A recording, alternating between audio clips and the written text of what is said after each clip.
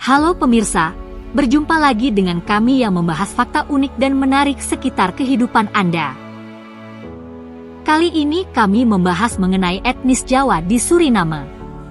Yuk simak agar pengetahuan Anda bertambah. Mengapa banyak orang Jawa tinggal di Suriname? Ini sejarahnya, dikutip dari Tirto.it, sejarah tentang orang Jawa yang banyak tinggal di Suriname, sebuah negara yang terletak di Amerika Selatan. Suriname terkenal di Indonesia karena banyaknya orang Jawa yang tinggal di sana.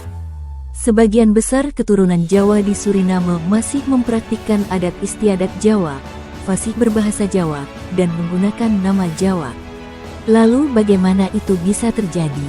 Ini adalah sejarahnya. Suriname, yang dulunya dikenal sebagai Guyana Belanda, adalah sebuah koloni perkebunan Belanda yang memperoleh kemerdekaannya pada tanggal 25 November tahun 1975. Negara ini kemudian diperintah oleh serangkaian rezim militer dari tahun 1980 hingga 1987, sebelum akhirnya beralih ke pemerintahan sipil. Ibu kota Suriname adalah Paramaribo, yang terletak 9 mil, 15 km dari Samudra Atlantik di Sungai Suriname.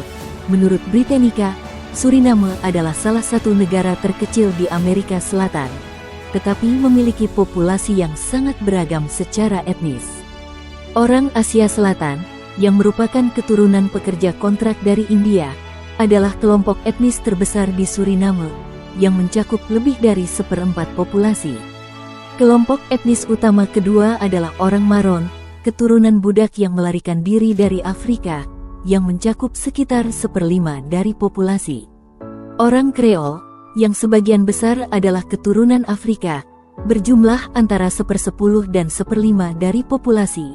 Keturunan Jawa, yang menurut survei pada tahun 2012 mencapai 13,7% populasi, adalah etnis populasi terbesar keempat di negara tersebut. Menilik sejarahnya, banyak orang Jawa yang tinggal di Suriname saat ini adalah keturunan dari imigran Jawa pada masa penjajahan Belanda. Mereka bermigrasi ke Suriname sebagai pekerja atau buruh di perkebunan Belanda. Darmoko dari Universitas Indonesia dalam studinya yang berjudul Budaya Jawa dalam Diaspora, Tinjauan pada Masyarakat Jawa di Suriname, menjelaskan bahwa perpindahan sebagian etnis Jawa ke Suriname merupakan dampak berakhirnya sistem perbudakan pada tahun 1863. Dalam studinya, Darmoko merujuk keterangan dasar Suriname 2003 yang ditulis oleh KBRI Paramaribo. Berakhirnya era perbudakan membuat banyak tenaga kerja meninggalkan pekerjaannya di perkebunan-perkebunan dan beralih ke lapangan kerja lain sesuai dengan keinginan mereka masing-masing. Situasi ini menyebabkan perkebunan, yang merupakan salah satu tulang punggung perekonomian Belanda, mengalami kemerosotan tajam. Demi membuat bisnis mereka tetap berjalan, pemerintah Belanda mendatangkan orang Indonesia, Hindia Belanda, untuk memperoleh buruh murah yang akan dipekerjakan di perkebunan-perkebunan. Hampir seluruh buruh kontrak didatangkan dari Jawa Tengah, karena saat itu wilayah tersebut sudah cukup padat penduduknya dan rawan bencana alam berupa gunung meletus yang mengakibatkan rendahnya tingkat perekonomian masyarakat. Kelompok imigran Indonesia pertama direkrut oleh perusahaan The Nederlandse Handel-Maatschappij, terdiri dari 94 orang. Kelompok pertama ini tiba di Suriname pada tanggal 9 Agustus tahun 1890 untuk diperkerjakan di perkebunan tebu dan perusahaan gula Marienburg. Perusahaan yang sama lalu mendatangkan kelompok imigran kedua yang terdiri dari 582 orang Jawa pada tahun 1894. Sejak 1897, imigran dari Indonesia dikelola langsung oleh pemerintah Hindia Belanda. Imigran dari Indonesia sejak tahun 1890 sampai tahun 1939 tercatat 32.956 orang dengan 34 kali kloter kedatangan. Berdasarkan perjanjian yang ada, para buruh Jawa tersebut memiliki hak untuk kembali ke Indonesia melalui repatriasi bila telah habis masa kontraknya.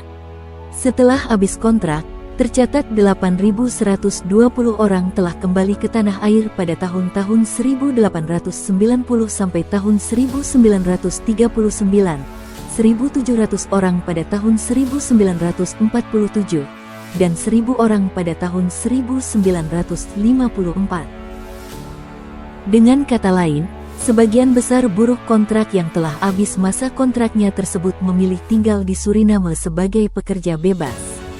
Kejayaan perkebunan tebu mulai merosot di kemudian hari, sehingga banyak pekerja Jawa yang beralih profesi sebagai buruh industri, seperti pertambangan bauksit di Moengo, Paranam, dan Biliton.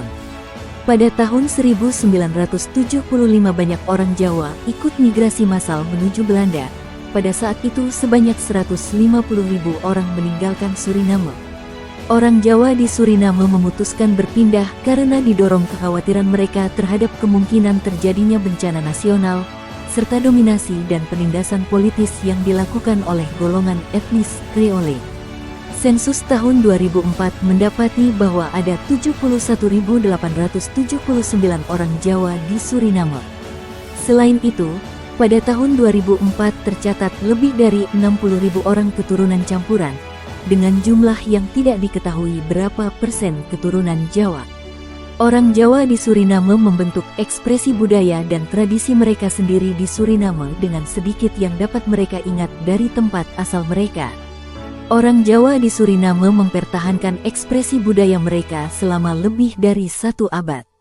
Potret terakhir menampilkan kesinambungan dan perubahan dalam warisan budaya Suriname Jawa di Suriname dan Belanda pada abad ke-21.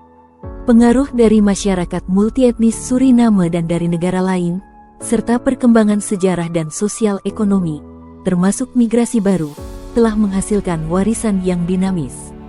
Beberapa bagian budaya terancam punah, sementara pada saat yang sama ada kemunculan elemen-elemen baru-baru yang dapat dilabeli sebagai ciri khas Suriname Jawa. Demikian kisah hidup orang Jawa di Suriname, semoga bermanfaat.